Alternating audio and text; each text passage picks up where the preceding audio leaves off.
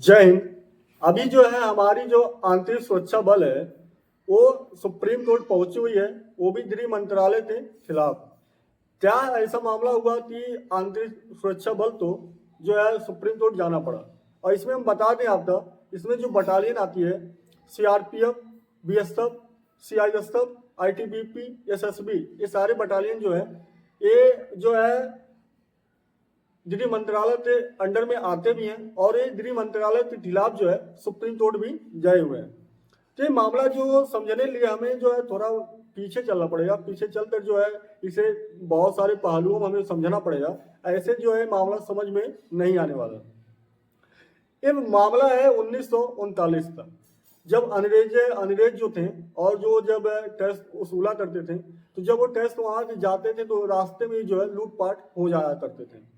उनकी सुरक्षा लिए अंग्रेजों ने सीआरपी का गठन किया 1939 में। सीआरपी का गठन हुआ 1947 में। भारत आजाद हुआ। भारत आजाद हुआ उसके बाद जो है जो सरदार पटेल थे उन्होंने ये जो सीआरपी बना था, सीआरपी तो खत्म ना करते, इसे जो है दूसरा नाम दे दिया और उसका नाम पड़ दिया सीआरपीएफ। ये सीआरपीएफ नाम दिया गया और सीआरपीएफ नाम मिलने बाद जो है आपको पता है कि धीरे धीरे हमारे देशों में सुरक्षा बल तो लेकर आंतरिक सुरक्षा बल हो, चाहे बॉर्डर का सुरक्षा बल हो, इन सारी चीज़ों को लेकर हमारे देश में बहुत सारे बटालियन का गठन किया गया, जिसमें CRPF, BSF, CISF, ITBP, SSB, ये सारे फोर्स उसमें शामिल थे। लेकिन एक टाइम ऐसा आया 1965 में एक टाइम ऐसा आया जब जो आर्मी थी हमारी, हमारी आर्मी थी, इनका महत्व जो है जो हमारे आईपीएस ऑफिसर होते हैं उनके तुलना में कम होने लगा। मतलब हमारे जो आईपीएस ऑफिसर होते हैं उन्हें जो है ज़्यादा महत्व मिलने लगा और जो हमारे आर्मी में अधिकारी होते हैं इन्हें जो उतना महत्व नहीं मिलेगा। उसके बाद से धीरे धीरे सिलसिला जो है चलते हुए आ रहा था। अब हुआ क्या कि इसमें जो हम बता रहे हैं ये जो चीज़ें, ये सारे जो फोर्सें हैं, सीआरपीएफ हो, बीएसएफ हो, सीआईएसएफ हो, ये सारे फोर्स जो है ये सीएपीएफ के अंतर्गत में आ जाती हैं। ये सीएपीएफ जो होता है इनके अंडर में ये सारी फोर्सें आती हैं और ये जो है इसमें मतलब ये जो बल है इनका जो है ये हमारे गृह मंत्रालय के अंतर्गत चलती हैं। अब हुआ ये कि 2006 में 6वां वेतन आयोग आया। आप तो पता है कि 2006 में 6वां वेतन आयोग आया था। लेकिन जो हमारा सीएपीएफ है इनका मानना यह है कि ना ही उन्हें उनका लाभ सही तरह से मिल पा रहा है और ना ही जो है उनका जो आईपीएस ऑफिसर के अनुसार जो है उन्हें ना ही उतना सुविधाएं मिल पा रही, ना ही उनका प्रमोशन हो पा रहा है, ना ही उनका जो सारी चीज़ें वो मिल पा रही हैं जो मिलना चाहिए। क्योंकि आपको पता है जो हमारे आईपीएस होते हैं इनका सिलेक्शन होने के बाद जो है इनका धीरे धीरे जो है रैंकिंग बढ़ते जाता है, इनका जो है प्रमोशन होते जाता है। लेकिन जो यहाँ पे हमारे आर्मी के जवान होते हैं, आर्मी जवानों में एक बात होती है कि वहाँ पे जो बड़े पोस्ट पे होते हैं उनका जो है जब वो रिटायरमेंट लेते हैं, जब वहाँ पे पद जो है खाली होता है तभी जो है वहाँ पर जाते हैं, वो कोई दूसरा जो है वहाँ पर नया अधिकारी बनता है और नहीं तो उसके पहले जो है ना ही उनका प्रमोशन हो पाता है और ना ही उन्हें उस पर बढ़ती उम्र के साथ जो है उन्हें उससे ड्यूटी का लाभ मिल पाता है। अब यहाँ पे मेन मुद्दा जो है, एक मेन मुद्दा ये है कि ना ही उन्हें जो है 6वें वेतन आयोग का लाभ मिल पाया, ना ही उन्हें जो है वो महत्व मिल पा रहा। दूसरी चीज उनके ऊपर जो है भार दिन प्रतिदिन जो है तेजी से बढ़ता हुआ जा रहा है। अब उन्हें जो है 18 घंटे ड्यूटियां करना पड़ती हैं और जहां उनसे बोला जाता है कि साल में 100 दिन की छुट्टी वो भी उन्हें नहीं मिल पाता है और इस तरह से ना ही उन्हें रहने लिए सही सुविधाएं मिल पाती हैं। अब इसलिए जो है वो लोग 2012 में दिल्ली हाई कोर्ट में पहुंचे। सीएपीएफ के द्वारा दिल्ली हाई कोर्ट में पहुंचा जाता है। 2015 में दिल्ली हाई कोर्ट जो है फैसला सुनाया और वो फैसला जो है सीएपीएफ के अंतर्गत आता है, उनके मतलब पक्ष में आता है।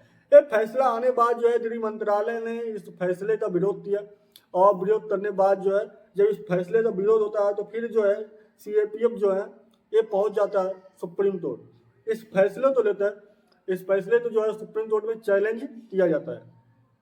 ये मामला जब सुप्रीम कोर्ट का चैलेंज होता है सुप्रीम कोर्ट में तो सुप्रीम कोर्ट ने इस पे जो है सुनवाई किया और इस पे सुनवाई के बाद जो है फिर जो है फैसला जो आया वो हाई कोर्ट से जो फैसला आया था उसी पक्ष में, मतलब CAPF के पक्ष में ही आता है।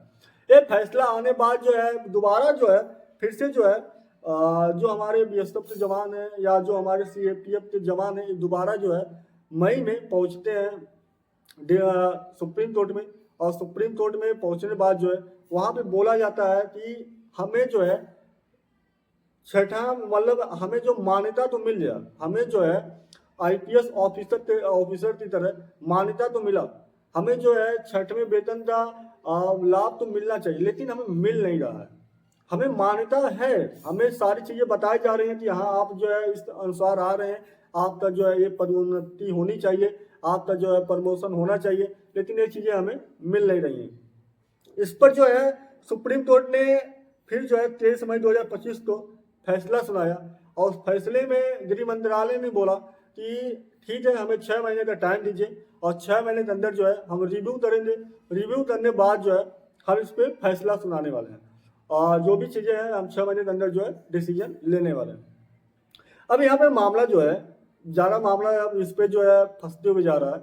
अभी दोबारा जो है 12 मई तो CAPF के द्वारा सुप्रीम कोर्ट में जाया जाता है और वहाँ बोला जाता है कि इस मामले में बहुत ही स्लो काम चल रहा है, ना ही इसमें कोई जांच प्रक्रिया, ना ही रिव्यू का सिस्टम जो है तेज नहीं हो पाया है, ना ही इसमें कुछ जल्दी मतलब वो किया जा रहा है, इसमें जो है बहुत ही स्लो ही काम किया जा रहा है। एक्चुअली में होता ही है दोस्तों कि मैं आपको बता दूं कि अभी जो IPS ऑफिसर होते हैं इनका जो है, और एक IPS ऑफिसर हो, एक हमारे जो अर्धसैनिक बल है, IPS ऑफिसर का जो प्रमोशन होता है इन लोगों को जो है वहाँ अर्धसैनिक जो बल होते हैं, जो आर्मी के जवान होते, मतलब जो हमारे BSF हैं, CRPF हैं, CISF हैं, ITBP हैं, SSB हैं, इन लोगों का जो है हेड बनाता है, इन लोगों को भेज दिया जाता है। अब वहाँ के जो अधिकारी हैं या जो वहाँ के पूर्व सैनिक हैं उनका मानना ये है कि जो भी हमारी बटालियन होती है, चाहे वो CISF की हो चाहे BSF की हो, उनके बारे में अगर हम उनके अधिकारी हैं तो हमें बहुत बेहतरीन पता होता है। हमें मालूम है कि हमारे बटालियन में जो है कैसे कैंडिडेट हैं, कैसे कैसे लोग हैं, और हमें जो उनके बारे में ज़्यादा पता होता है। अगर एक युद्ध के क्षेत्र में लड़ना है तो फिर अपने जो जूनियर कर्मचारी हैं, जूनियर सैनिक हैं, उनके बारे में जानना बहुत जरूरी होता है। और जो बाहर से IPS ऑफिसर आते हैं उन्हें उनके बारे में कुछ पता नहीं होता। तो सरकार का मानना इस पर यह है कि हम जो है राज्यों से जो IPS ऑफिसर भेजते हैं इसलिए भेजते हैं ताकि जो हमारे अर्धसैनिक बल है उनका जो है और जो हमारे राज्य का बीच का संबंध है वो एक बेहतरीन तरह से बना रहे। तो यहाँ पर जो आर्मी के जवान हैं, जो CISF के जवान हैं, जो CAPF के बड़े अधिकारी हैं, उनका मानना यह है कि अगर आप ऐसा चाह रहे हैं तो आप भी जो है हमारे बटालियन से जो मतलब सैनिक हैं, जो हमारे बटालियन में सैनिक हैं, जो उच्च लेवल के अधिकारी हैं, उन्हें जो है IPS ऑफिसर बनाकर उन्हें राज्यों में भेजा करिए। फिर अगर आप 50 लोग तो यहाँ भेज रहे हैं तो आप 50 लोग जो राज्यों में भी भेजिए, तब तो ये समानता फैसला हो। और इसी चीज को लेकर जो है अभी जो है ये मामला सुप्रीम कोर्ट में है। अब देखना ये है कि अभी जो है प्रधानमंत्री जी को भी पत्र मिला है और उस पत्र में बताया जा रहा कि प्रधानमंत्री और गृह मंत्री जो है इन दोनों लोगों को इस मामले में इन्वॉल्व होना चाहिए, आना चाहिए सामने। लेकिन अब देखने वाली बात यह है क्या जो सुप्रीम कोर्ट का फैसला आया है उसी फैसले पर कुछ और निर्णय आने वाला है या इस मामले में प्रधानमंत्री और गृह मंत्री ये दोनों लोग इन्वॉल्व होंगे।